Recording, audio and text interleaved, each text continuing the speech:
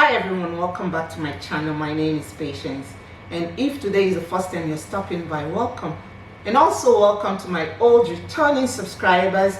Thank you for supporting me. It is not easy to pull 55 people, 55 of you to subscribe to this channel. I know a lot of YouTubers have thousands and thousands of subscribers and people that watch their video, but I'm so happy that I'm able to pull you guys.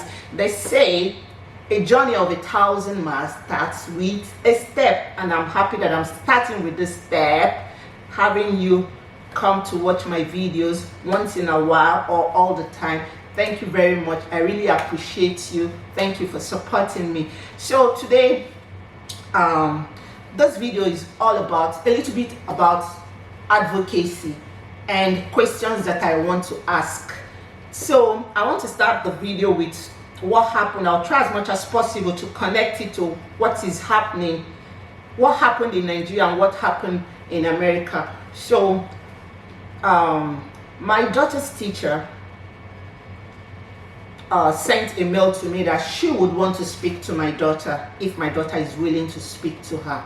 So I told my daughter said she wasn't ready to speak to her teacher, so I wasn't going to force her to do what she wasn't ready to do. So a week or 2 weeks after, she sent another mail that she would want to speak to my daughter, that I should give her a time and my phone number. So I sent my phone number to her, and I gave her time that would be convenient for that communication to take place. Yeah, fortunately, she sent me an SMS and said she would want to do a FaceTime with my daughter. I told her that I don't have, she asked if I have an iPhone.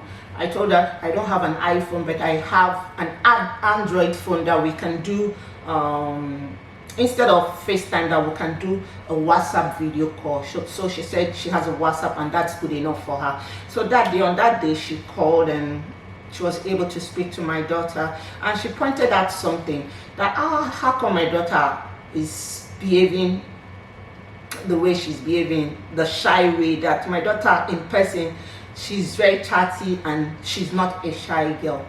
So I told her that I even observed it. I don't know why she's behaving the way she behaved that day, and we went on talking about so many things. I was happy that aside from chatting with my husband and my siblings once in a while, I was able to chat with another adult.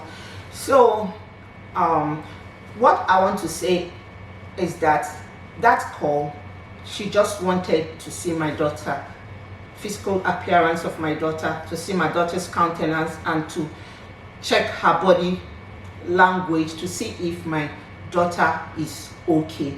So because that's what I believe, because in a period like this, during a pandemic situation, a lot of children are being molested, both physically and verbally. That's just what I feel she wanted to do, to see my daughter, physical appearance, body language and countenance. So what I got from there is that we parents, we are our children's #1 advocate. If a parent or parents are not there to speak for their children, to take care of their children, the next person in line is the child's teacher, and that was what the teacher did. That was so impressive. I was so glad that she called and she was okay. She was able to speak to my daughter. So I want to try as much as possible. I don't know if it will make sense to link it with what is happening. What happened in Nigeria recently, most people must have read about Owa, the Uniben girl that was murdered, a biology student, if I'm not mistaken, 22-year-old, that went to a Redeemed church to read, and unfortunately some hoodlums got there. They felt they had right over her body. They took advantage of her, mercilessly dealt with her, and even this resulted to the girl not being with us right now. It's quite unfortunate that the place, a church that is supposed to be a safe heaven on earth, these hoodlums felt they had a right to go in there, and they had a right to take over this girl's body and do whatever they feel they can do to her. And it's quite unfortunate that that young, beautiful girl is no longer with us. And also the story of the little girl Tina, a 16-year-old girl that's trying to like help her parents to make ends meet. It could have been anybody. I was just, when I thought of this Tina, I was like, what if this had happened to me? Because growing up, I used to help my mom in her shop, and my mom had a shop, I don't know, my mom had a shop off Ikwere Road in Port Harcourt, and I remember how when the before that road was made a dual carriage road, it used to be a single lane road, and a lot of police cars and all the rest going to the airport, the way they carry their guns and the way they behave. I was like, what if, God forbid, unfortunately, that thing that happened to Tina unfortunately happened to me while helping my mom in her shop, because the shops, most shops of that road are close to the main road. So I was thinking, what if unfortunately it happened to me while I was growing up, because I was in a situation like that, helping my mom, selling things, helping my mom. I was in a situation like that. So it got me thinking, this girl, she had a life ahead of her. She had her dreams, and her parents talked about her saying that she wanted to be a medical doctor, but unfortunately a stray bullet got to her and she's no longer with us. So it got me thinking that what is advocacy all about? Advocacy is person-centered, right? And it's people-driven. It's person-centered, we have the victims already, and it's people-driven. So I want to link this to the celebrities that we have back home in Nigeria, Nollywood celebrities. I saw a video of one, oh, I like her, I'm not going to mention her name. I love her so much. She acts very well, she's so professional, she's very good at acting. She's very good. So I saw her, she made a video about this Floyd George, right? About how Black Lives Matters and how the blacks are being treated. So I was like, it is okay. It is okay to advocate. It is okay to speak up. It is okay to speak against injustice. But I believe it should start from your home. You have cases already, and since advocacy is person-centered or people-centered and also people-driven, I think it should start from home, because I believe that charity begins at home. Why was she? I'm not saying that what she did is okay, but it should start from your home. You advocating and speaking against injustice should start from your home. Charity begins at home, and it should start from your home. So with that, I have these questions to ask Nigerian celebrities.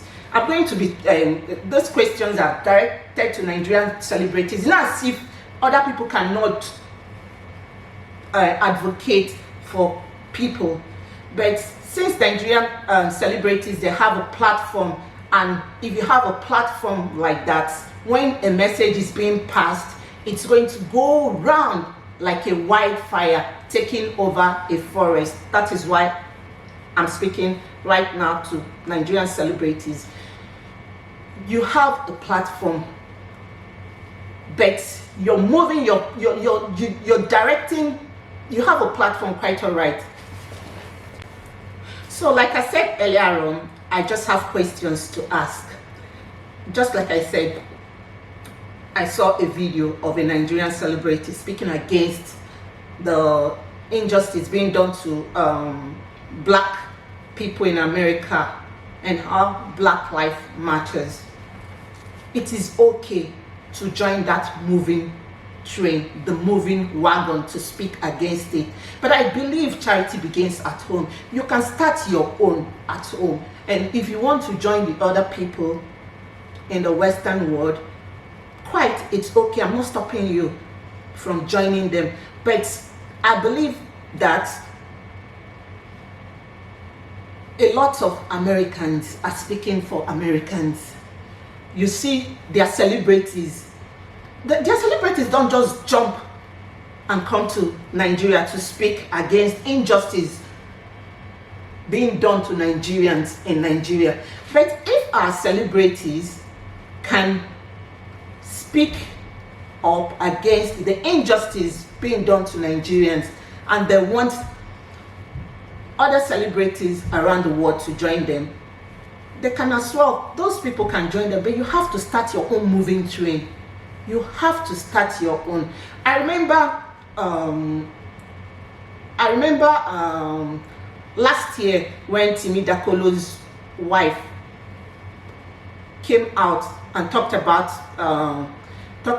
being what Pastor Fatoyibo did to her, and a lot of celebrities came, supported her. You see on their pages, on IG, everywhere, on YouTube, people talking about what this pastor did to her and how unfair it was, that this guy should be brought to justice. So I have a question to ask Nigerian celebrities. Please, I might not be able to get my answers, but I just hope this gets to someone that will pass the message down to them. So down to them. So what are the algorithms you follow when it comes to becoming an advocate for somebody? Does it have to do with the number of followers the person has on his or her social media platform? Does it have to do with the person's economical status? Does it have to do with the person's social status? Does the person have to be in a top position, in a recognized position, before you'll be able to speak for this person? Remember, advocacy is person-centered. We have Uwa already there. We have Tina already there. And we have a lot of them that want justice. I'm just going to center this video on Tina and Uwa today. We still have a lot of them, a lot of people suffering. So advocacy is person-centered and it's people-driven. Why not be the one that will start that train back home in Nigeria?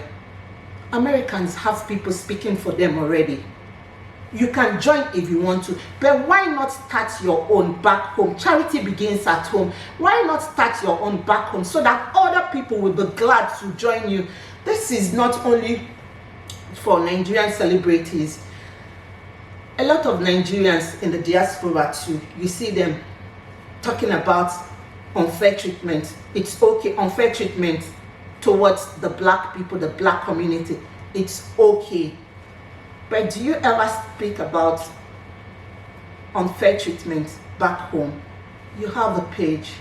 You can write it down there. People can follow you. You can support whichever way you want to support. But you see a lot of Nigerians in the diaspora, they're forgotten about their country, Nigeria. I am a Nigerian. My kids are Nigerians.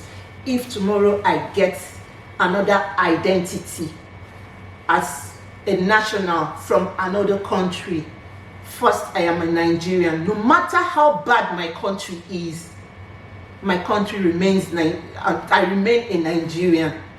Nobody is going to take away that from me. No matter how our leaders treat us badly, how bad no matter the name they call my country, I am a Nigerian and I will remain a Nigerian. So in essence, what I'm trying to say is that it's always good to become an advocate.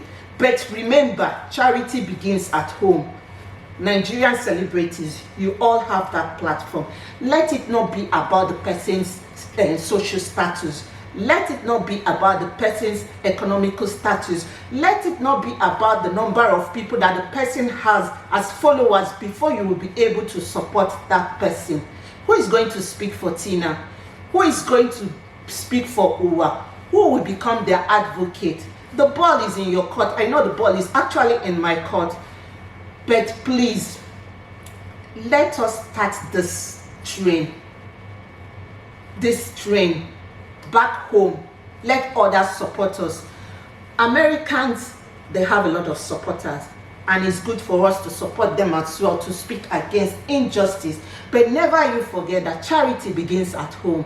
Do not forget your country. Do not support people based on the people's social status, just the way you guys supported Timi Dakolo and the wife. It's okay to support them, but it's okay to support those people that don't have mouth, those people that cannot be spoken for. Be their advocate. Be the one that will speak for them and let them be able to get justice. I just hope I've not been ranting. I just hope I'm able to pass this message to each and every. I don't know if you understand, and if you have anything to contribute. I don't know if I made sense. If you have anything to contribute, just leave it in the comment section. If there's anything that I'm not supposed to say that I said, you can leave it down in the comment section. Also, if there's anything you want to add to it, you can leave it in the comment section, and let's just get chatting. Thank you once again for stopping by, and I'll see you in my next video. Bye.